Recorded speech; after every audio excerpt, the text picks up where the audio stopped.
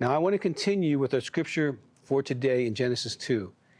He brought them to the man to see what he would name them. And whatever the man called each living creature, that was its name.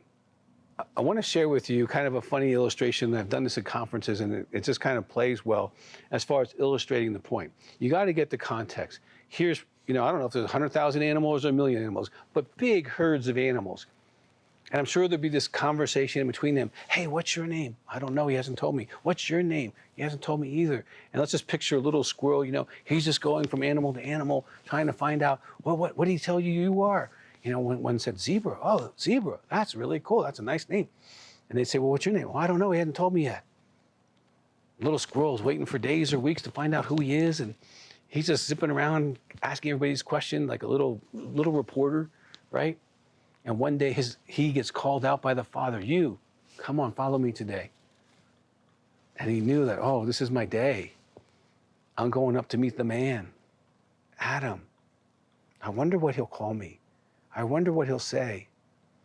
Little squirrel gets up there, and there's, of course, bigger animals in front of him, and they go first, and, lion, and, llama, and giraffe, and, whatever else goes on, hippo. And then it's his turn. And he comes up to the man, and he's like this, he's so excited he can barely stand it. And Adam looks down at this little creature with his big eyes, and he just looks down and says, Squirrel. Squirrel, your name is Squirrel. And Squirrel goes crazy. I'm Squirrel, I'm Squirrel, I'm Squirrel. I share this to make a very specific point. And that is what I want to explain in just a minute. God has given man the power to give identity to everything around him.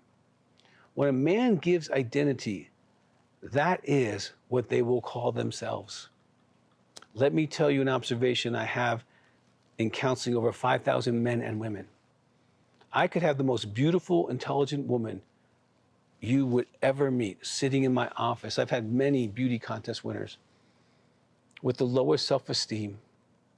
And the common denominator would be their dad not speaking identity into them, or just not being there for them, causing them to feel worthless and having that worthless feeling in their heart.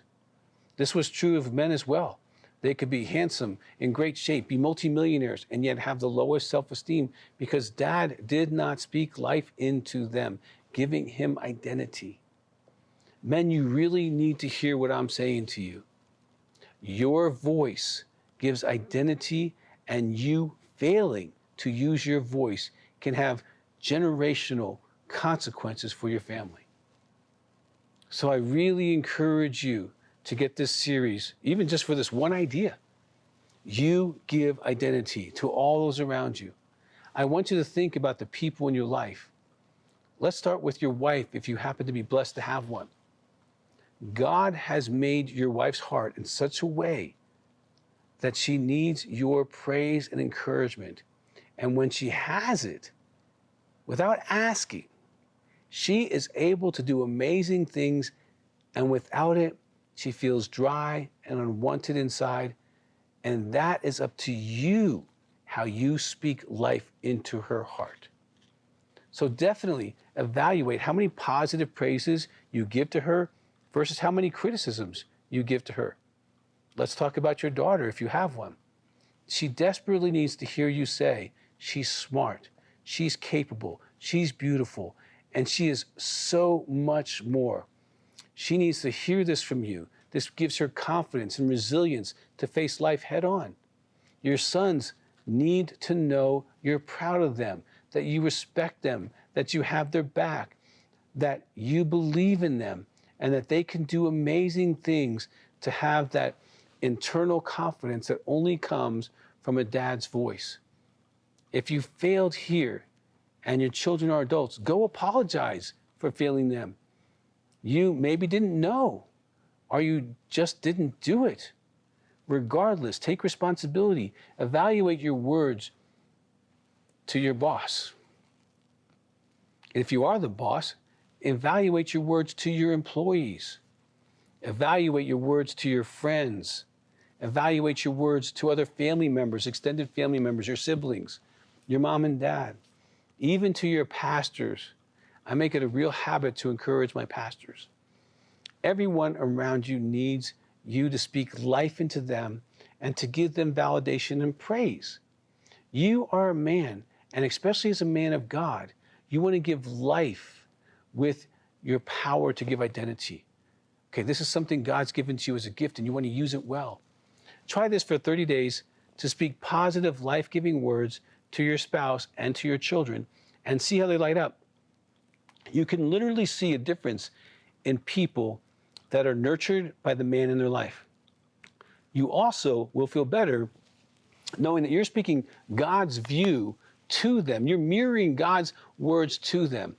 I've never seen a man who was faithful to do this for at least 30 days regret doing this. For more content and resources to help in your healing journey with Christ, make sure to follow Dr. Doug Weiss on Facebook and Instagram. If you'd like to share full episodes of this show with friends and family, subscribe to Healing Time Ministries on YouTube, and feel free to leave us a comment on any of Dr. Doug's social media platforms. Our team would love to hear your feedback and learn how Healing Time is impacting your life, your church, and your ministry.